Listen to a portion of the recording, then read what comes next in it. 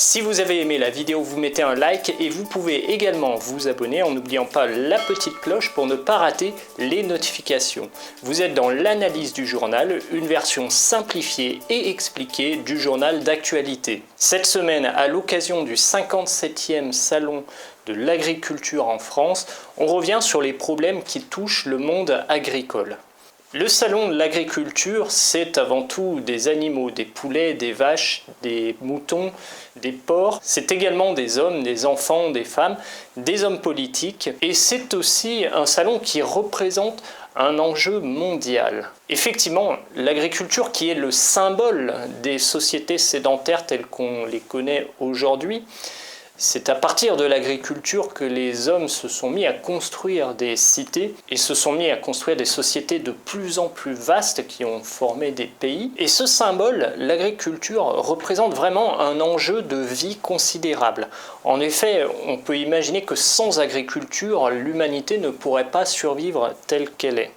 Et c'est aujourd'hui 7 milliards de personnes à nourrir à travers le monde. Pour l'agriculture, l'enjeu est de nourrir toute la planète et c'est de produire des fruits et des légumes en suffisance et également des produits animaliers tels que de la viande ou des produits laitiers. 7 milliards de personnes, je vous le dis tout de suite, ce n'est pas rien.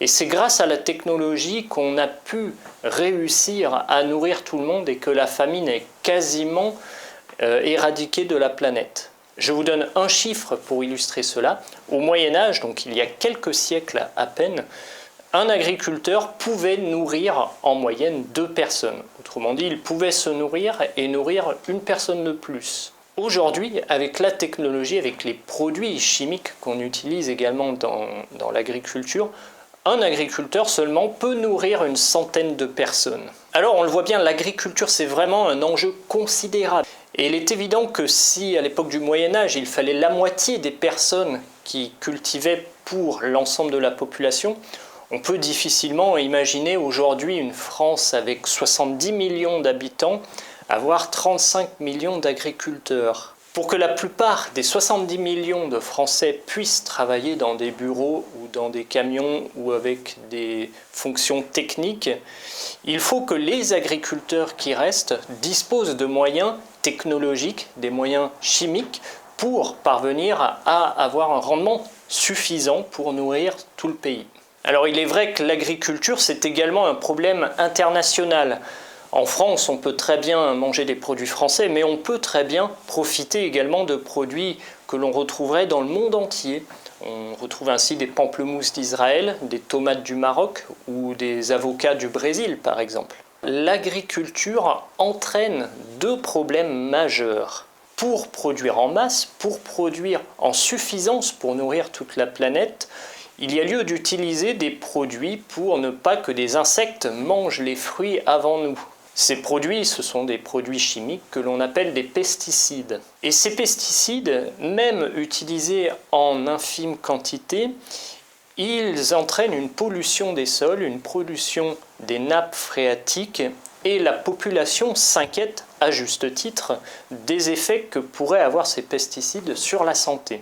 Ensuite, du côté des animaux, on peut soulever le problème des élevages intensifs. S'agissant des animaux, il faut tout de suite séparer les élevages de proximité dans lesquels les animaux ont suffisamment de place pour vivre, ils mangent de l'herbe fraîche et ils sont plutôt heureux de vivre comme ça.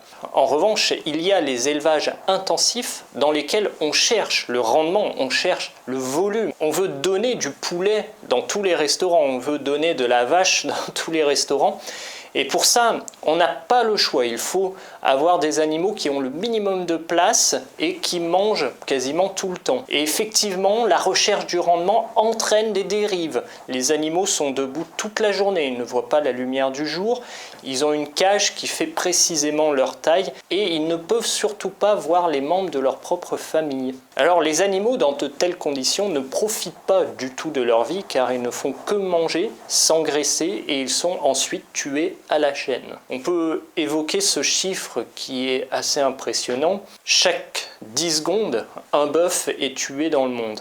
Chaque 2 secondes, un porc est tué dans le monde. Et chaque seconde, c'est 20 poulets qui périssent dans les abattoirs. On peut clairement dire que c'est un massacre, mais pourtant rien ne peut remettre en question car il y a de la demande. Effectivement, beaucoup de gens vont chez KFC pour manger du poulet. Beaucoup de personnes achètent de la viande tous les jours. Alors si certaines associations insistent pour que l'on réduise nos quantités de viande, c'est peut-être pour arrêter ce massacre, c'est qu'il y a sans doute un problème moral. Donc vous voyez, l'agriculture et l'élevage entraînent deux problèmes. Le problème, l'inquiétude des citoyens face aux pesticides et également le problème moral. Doit-on contribuer au massacre qui est produit chaque jour dans les élevages intensifs ? Avec de tels problèmes, certains citoyens pointent du doigt les agriculteurs et certains éleveurs et les pointent comme coupables de ce système.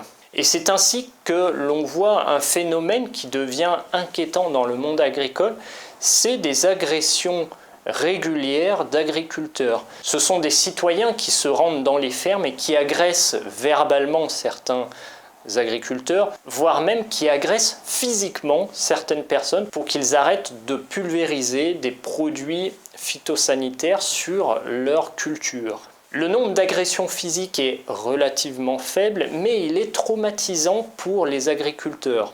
En effet, je vous rappelle le chiffre qui est qu'on est 7 milliards. Alors, pouvons-nous penser que 3,5 milliards de la population mondiale voudraient retourner dans les champs? Je ne le crois pas. On peut relever le fait que certains agriculteurs se sont fait berner par des industriels tels que Bayer, car en achetant des produits phytosanitaires de cette entreprise, ils obtiendraient des productions beaucoup plus grandes. Mais à quoi bon obtenir des productions plus grandes lorsque la qualité baisse? Mais en même temps, d'un autre côté, le nombre de consommateurs est assez important, donc il faut nourrir tout le monde.